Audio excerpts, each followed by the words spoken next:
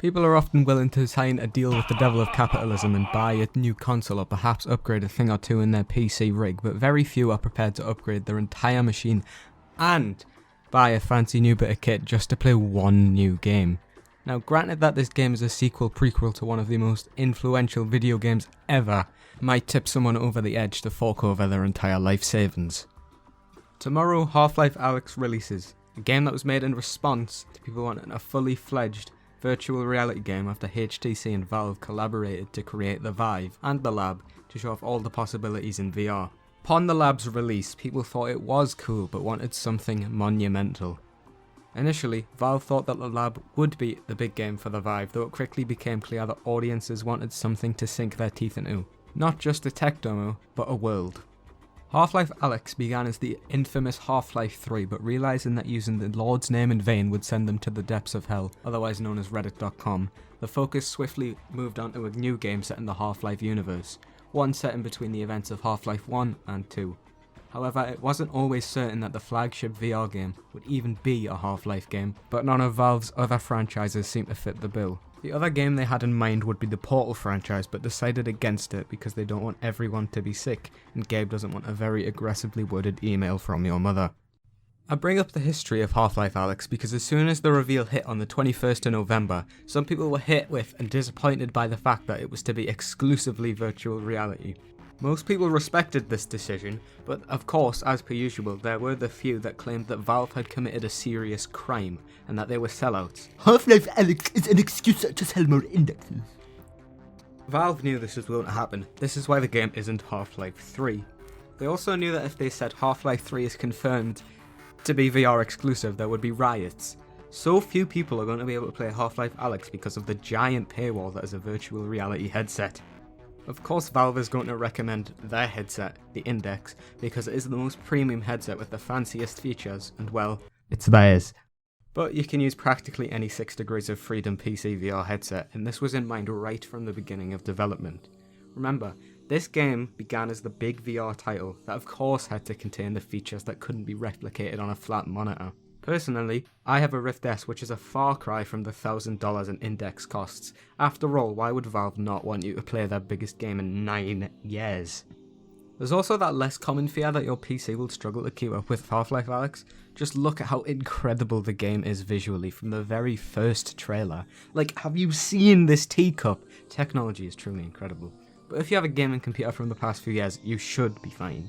When the Lab released in 2016, the only option to move around the environment was to teleport, and people carried the belief that Valve would be adamant that teleporting is the superior way to play Alyx. The defect in the Index's Knuckles controllers, where the thumbstick wouldn't always click in, meaning you can't consistently sprint in games like Pavlov, solidified this opinion, seeing as the issue clearly wasn't at the top of Valve's to-fix list, as it was only fixed in a software update rather than a proper hardware fix. Thankfully, it was immediately cleared up when the first trailer released. On the Half-Life Alyx website, it was clearly stated that the game had 3 different modes of locomotion. Teleport, which is what everyone expected. Shift, similar to teleport but you can see yourself move through the environment very quickly. And continuous, traditional movement like in a normal flat game. However, if you're like me and spend about 20 minutes throwing together a horrible concoction of mods to play Half-Life 2 in VR that uses a very poor form of locomotion, you'll end up on the toilet or the floor in minutes. This is one of the only problems in Half-Life Alyx that I can see further limiting the amount of people that could play the game.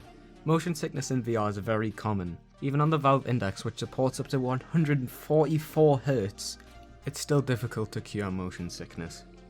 It's true that although the higher refresh rate does mitigate it, it doesn't prevent it. And not only is there motion sickness in VR, but playing it is very tiring.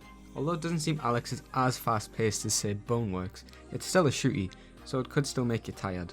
The gravity gloves are in place so you don't have to roll on the floor to pick something up though, which is pretty neat. Moving past that, one of the greatest things in the Half-Life franchise is the number of creative weapons the series has introduced. Whether it be Bugbait in Half-Life 2, or the Barnacle Grapple in Opposing Force, the equipment available in these games is incredible. Now in Half-Life Alyx, Valve appears to be substituting Gordon Freeman's weapon addiction for Alyx's substantially smaller set of tools and an upgrade system. All the weapons we know of so far are single-handed and for a very good reason. If you haven't noticed yet, we're talking about a virtual reality game, which requires the use of human hands. You might be surprised by this, but it is possible to play video games with just one hand. Obviously it requires a little more effort to set up than you might be used to, as you need particular hardware like a mouse with lots of macros, but the point is that it is possible. One of the most interesting things about the accessibility of games is the lengths developers go to, so absolutely everyone can play their games. Microsoft has done this with their adaptive controller for the Xbox One, which can be used by players with physical disabilities. It was designed to help people who either have no hands, fingers, or the strength to press buttons and push joysticks, so they're able to enjoy the magic that is gaming. The magic. The design of it also looks pretty neat. Of course, Half-Life Alyx isn't as extreme as this, but it is definitely making some sort of advancement. Have you tried shooting a shotgun in Pavlov VR? It is an experience. There's nothing to actually hold onto, so your accuracy is completely off, and it feels quite strange to use. So I'm extremely happy that it only appears to be one-handed weapons in Half-Life Alyx. Honestly, this was just an excuse to talk about how cool I think the adaptive controller is. Tomorrow is going to be a very surreal day. It has been 13 years since the launch of Half-Life 2 Episode 2, and absolutely no one expected this franchise to return after so long. No matter how excited you may be, it is crucial for you to remember that Valve is the absolute most cruel company ever. You can't just leave in Eli saying "Close your eyes, honey," and expect us to carry on with our daily lives for 5 months.